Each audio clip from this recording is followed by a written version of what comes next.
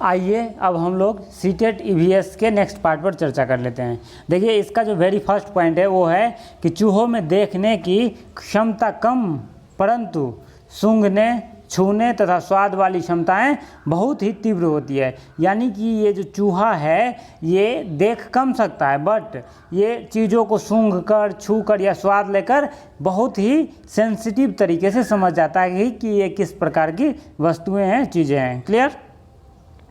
ये बहुत महत्वपूर्ण पार्ट है ईवीएस का जो सीटेट में पूछा जाता है और एनसीईआरटी से पूरा निचोड़ लिया गया है।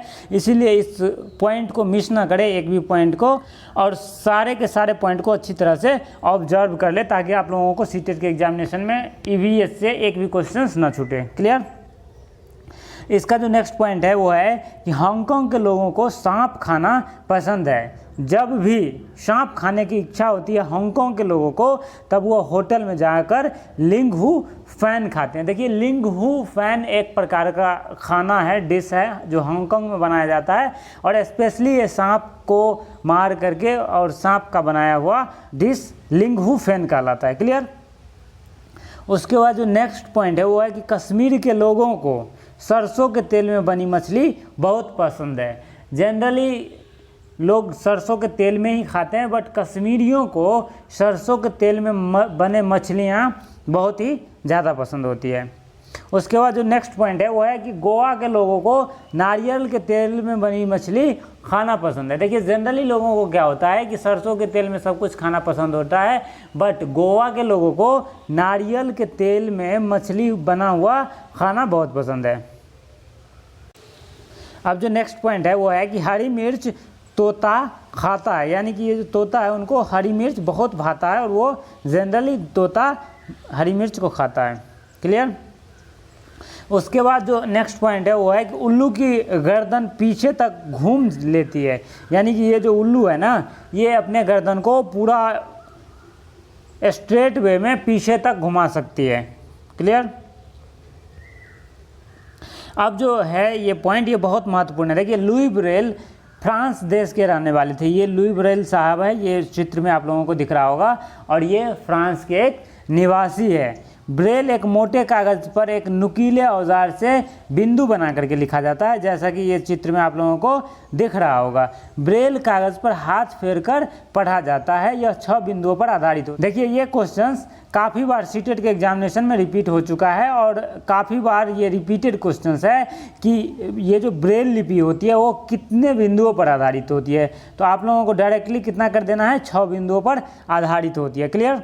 जैसा कि आप लोगों को यहाँ पर ए दिख रहा होगा तो ए को 6 बिंदुओं से उभारा गया है। उसके बाद जो नेक्स्ट पॉइंट है वो है कि ब्रेल लिपि अब कंप्यूटर द्वारा भी लिखी जाती है। यानी कि ये जो ब्रेल लिपि होती है जिसको कागज़ पर नुकीले औजार से बिंदु बनाकर लिखा जाता था अब इनको कंप्यूटर द्वारा भी लिखा जाता है। क्लियर? इसके बाद जो नेक्स्ट पॉइंट है वो है कि इमली में विटामिन सी पाया जाता है। ये जो इमली होती है ना इसमें विटामिन सी पाया जाता है, ये आप लोगों को माइंड में रखना है। उसके बाद नेक्स्ट वन है और ये VVI भी है बिकॉज इससे रिलेटेड बहुत सारे क्वेश्चन सीटेट के एग्जामिनेशन में देखने को मिल रहे थे इस बार भी और इससे पहले भी। अब ये क्वेश्चंस महत्वपूर्ण इसलिए है क्योंकि डायरेक्टली इससे क्वेश्चंस पूछ लिए जाते हैं और हमारे देश में ना बहुत सारे प्लेसेस है जहाँ पर डिफरेंट टाइप के घर बनाए जाते हैं तो कहीं से भी क्वेश्चंस पूछ लिया जाता है और हमारे माइंड में कंफ्यूजन हो जाती है कि ये घर कहाँ के हैं। राइट? इसीलिए इस थॉट को क्लियर कर लीजिए।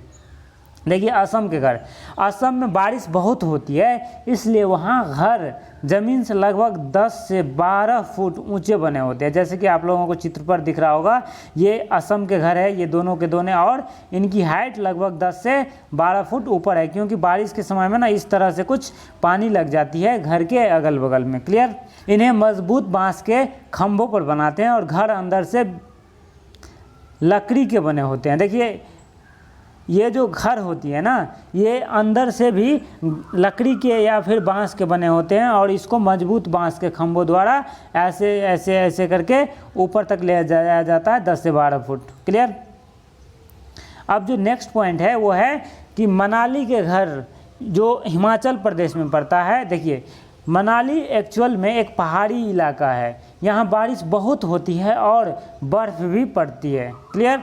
यहाँ मकान पत्थर या लकड़ी के बने होते हैं। जैसे कि आप लोगों को दिख रहा होगा ये चित्र में, ये मकान जो है ये मनाली के है, और मनाली कहाँ पर स्थित है तो हिमाचल प्रदेश में, और हिमाचल प्रदेश हमारे देश की एक राज्य है। क्लियर।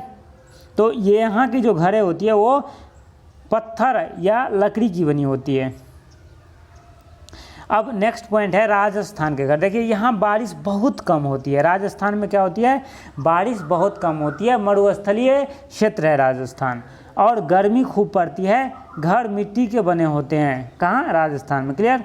दीवार बहुत मोटी होती है और छत कटीली झाड़ियों से बनी होती है, जैसा कि आप लोगों को ये चित्र में दिख रहा होगा। ये घर राजस्थान के, और कुछ इस तरह से इनके मोटे मोटे दीवार होते हैं, और इनकी जो छतें होती है वो कटीली झाड़ियों से ऐसे बने होती है।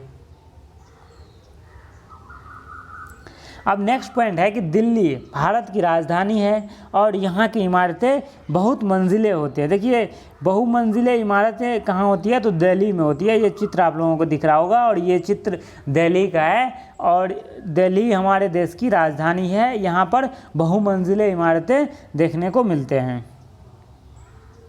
अब जो आपका नेक्स्ट पॉइंट है वो है कि विश्व पर्यावरण दिवस 5 जून को मनाया जाता है। ये भी एकदम VBI है, इसको माइंड में सेटल कर लेना, क्योंकि इससे रिलेटेड डायरेक्टली क्वेश्चंस पूछ लिए जाते हैं सीटेट के एग्जामिनेशन में। नेक्स्ट पॉइंट है कि विश्व जल दिवस 22 मार्च को मनाया जाता है। उसके बाद पृथ्वी दिवस 22 अप्रैल को। क्लियर। उसके बाद नेक्स्ट पॉइंट है कि विश्व जनसंख्या दिवस 11 जुलाई को मनाया जाता है। क्लियर। उसके बाद शिक्षक दिवस 5 सितंबर को, और विश्व शिक्षक दिवस 5 अक्टूबर को मनाया जाता है। यहाँ पर दो चीज़ें हैं, और दोनों शिक्षक दिवस से रिलेटेड है। हमारे देश में जब भी शिक्षक दिवस मनाया जाता है तो 5 सितंबर को मनाया जाता है, और यदि पूरे विश्व शिक्षक दिवस की बात करें तो वो 5 अक्टूबर को मनाया जाता है। और एड्स दिवस 1 दिसंबर को मनाया जाता है। आई थिंक आप लोगों को पता होगा। क्लियर।